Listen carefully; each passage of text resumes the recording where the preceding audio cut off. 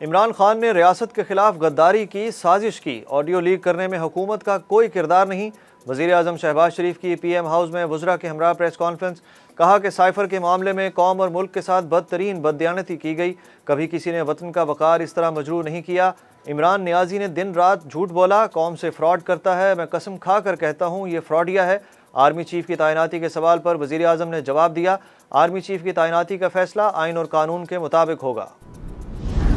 صدر پاکستان کا پارلیمنٹ کے مشترکہ اجلاس سے خطاب، پی ٹی آئی کے منحرف ارکان کا اسپیکر ڈائس کا گھیراؤ، صدر کے خطاب کے دوران احتجاج کیا۔ صدر مملکت حکومت اور اپوزیشن میں کشیدگی کم کرانے کے خواہاں، مگر تحریک انصاف نے اپنے ہی صدر کی جانب سے بلائے پارلیمنٹ کے مشترکہ اجلاس کا بائیکاٹ کیا۔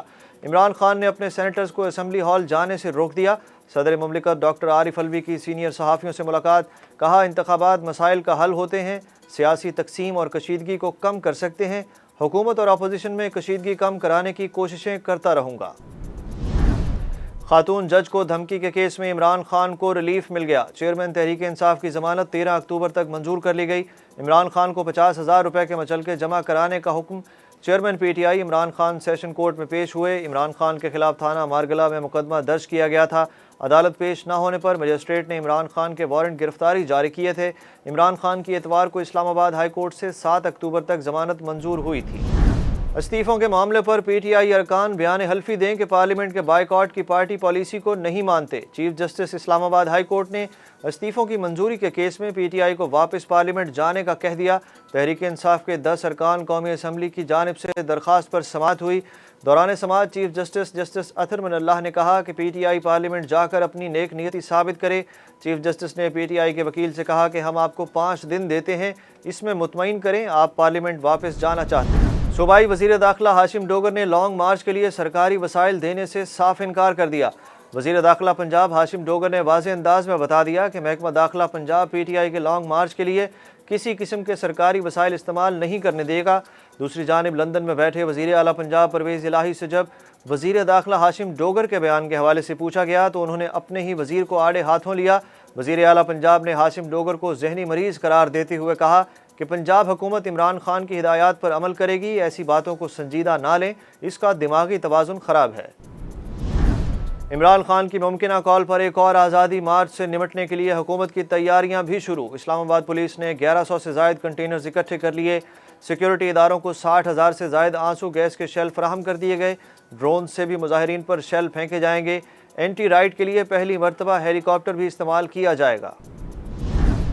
سپریم کورٹ میں فیصل وارڈا تا حیات نااہلی کیس میں اہم پیش رفت، پی ٹی آئی رہنما دوہری شہریت کی بنیاد پر تا حیات نااہلی ختم کرنے کی استدعا کر دی۔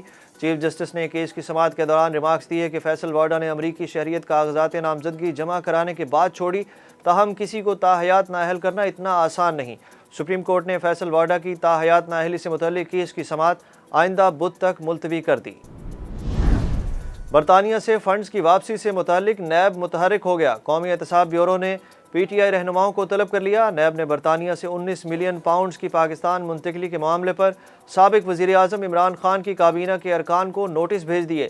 قومی احتساب بیورو نے سابق وزیر اعظم عمران خان کی کابینہ کے 21 ارکان کے طلبی کے نوٹسز جاری کر دیے۔